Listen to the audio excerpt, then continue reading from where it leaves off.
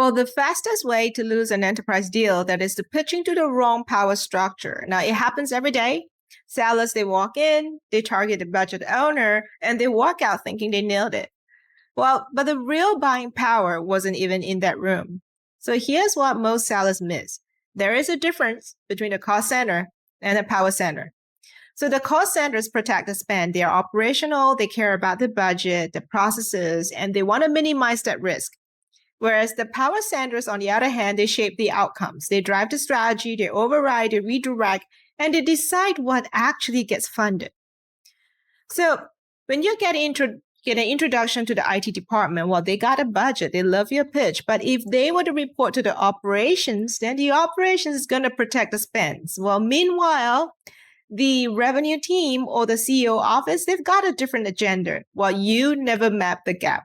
So by the time you realize it, the budget got frozen, the priorities got shifted, and your deal is dead right in the water. So forget just knowing about the org chart in this day and age. You need to know the power map and who protects the spend, and that's your cost center. Who drives the outcome, and that's your power center. But in 2025, the map changed.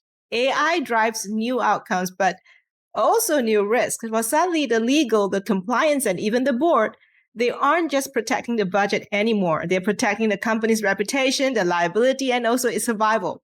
In your job, don't assume based on the title. You want to assume based on where the risk and the reward decision really live for this deal. Now, because where AI is involved, the risk team becomes political buyers. Now, they own the veto power, even if they're technically a cost center. So I've spent the last 28 years operating in a real gray zone between the sales, the compliance, and the corporate politics. And I tell you, deals, they don't die on the price. They die when you misread the power. So the difference between winning and wasting your time is knowing who holds the pen and who holds the budget. Now, if you want to survive the enterprise sales, map the silent power gap, or the deal is going to map you.